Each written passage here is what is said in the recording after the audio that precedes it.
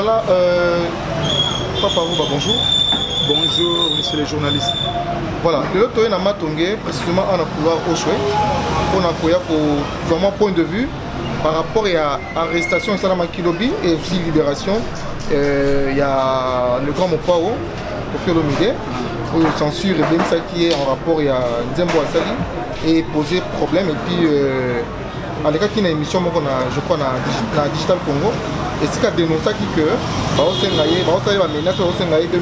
chanson. Et puis bon, et là, ils ont inquiété Zali façon de pour me mettre au niveau à parquet. Et tant que le cas Yamatongé, votre point de vue. Bon, merci d'abord merci tout d'abord la parole au Pessingaï na Sepeli. Bon, na boye na problème ya Kofiolo Mide na bato sensible. Et là, il y a nazo zonga na mboka na biso ndenge zotambola lelo avec le président Fati. Mboka na zotambola na état de droit oyo IDPS et la R nyonso. On état de droit na biso siko tozosenga na ba musiciens. Na bango bata sensible. Donc déjà le deux parties bato na bato fuba yebaka bayeba ba droit na mboka na biso lokezo ko biso bato mingi baza ko kufa baza na ba position ko bayeba yebi ba droit na bango. Na côté ya ba musiciens ba exagérer kate na ba musiciens ba tika ko croire na Congo ke bango ba leki bato nyonso na valeur yo comme ça musicien ko le kanona na TV au fingi au lobby nyonso lingo so bateke bato na so finga censure pe bazali bato ya ko respecter il faut ba mitiba bloquer bato censure pe na côté na bango faut ba yeba pe ke muto to so kende ko kanga ata état de droit mais aza moi muto valeur na mboka ndenge nito koya ko kangela ye donc loko peut-être na ko loba ngai souci na ngezali il faut les deux parties na censure na ba musicien ba yeba mutu na mutu ayeba place ndeko nini nde balobaka ayeba place liberté na ye suki place ya moninge bani yo musicien komona teke mpo bozaka bamusicien bato bayebi bino boyembaka kofi yo oyebani soki ndenge nini te oza kofi me na mboka ozali citoyen congolais ata oza star fo oyeba te problème na censure funa kende nango normal nasalanga mpe nzembo nanga yebi baku mais soki oyoki ata censure esali likambo mabe mpona mene kofi olomilie mpe na ndenge otoyebi confiance intellectuelle leka na te lobango mpe na ndenge ya bien censure pe côté na bango pe bayeba pe ke bango pe censure baza censure oui mais bayeba pe ke moto tozokende kokanga azali star ya mboka tala pe ye pe futo kendele boye boye bakoya pe kokange pe te mpona konuire image ya kofi eloko moko pe na kobakisa boye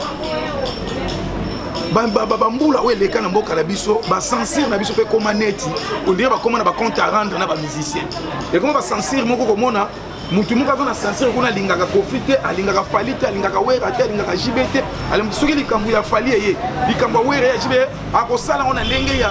ya problème oyo ye aza nango ekomi neti elongo censure mpona poko censure eza Congo censure eza société ya l'état ya Congo mais ye akolongola ngo na niveau ya l'état ekomi bacompte à rendre neti alingi kosala ngo mpo ye akopéraka na ye te yango wana censure mpe batika eloko wana eloko mpe tosalaka bamusicien barepunda bakango bongo bamusicien baza na bakanda ya bacomportement ya bata censure bakonza sensible baza na bacomportement moko soki alingaka fali akoyina fere soki alingaka fere akoyina kofi soki alingaka wera akolinga kofi donc bata sensible batika biloko wana bayebaki kofi aza bamusicien na soki baza bastar oui baza bastar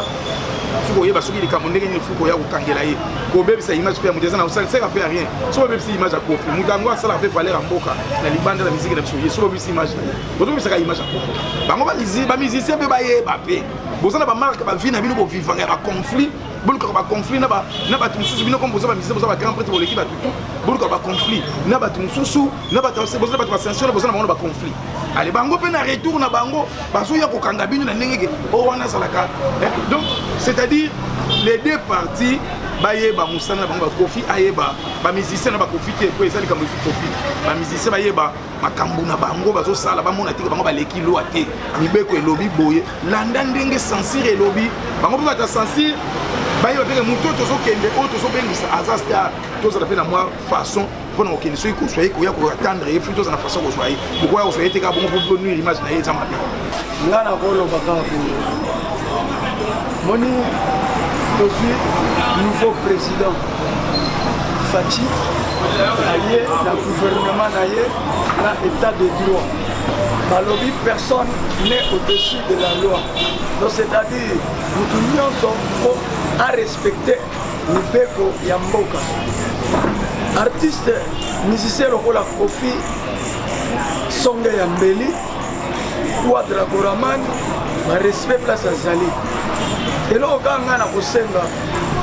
na bamusicien na biso koza koéduke mers c'est la jeunesse eza avenir ya lobi oyo bino boyembaka yango bango bakangaka alors soki oyembi eloko mabe eke na sensi epesi bien te mpo na jeunesse sentir fesala mosala nango et puis le reste surtout na kobeta sete na bamusicien oyo ya lobi tolingi koyemba n'importe quoi wana mpena censure fa frappe bino balakisa bino mpena ke non état de droit eye et puis mutu nyonso kwa respecte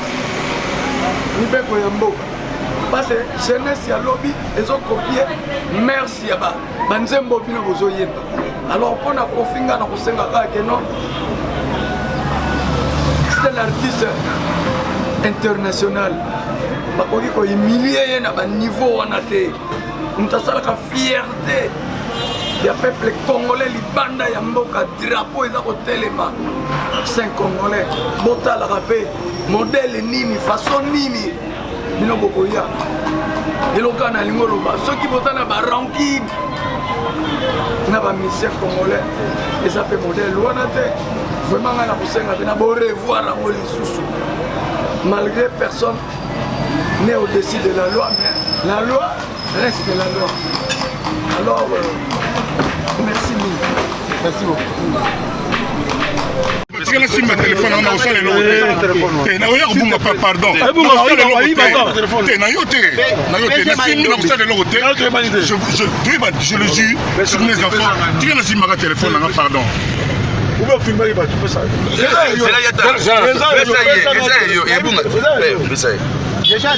S10. On le monde c'est la S10.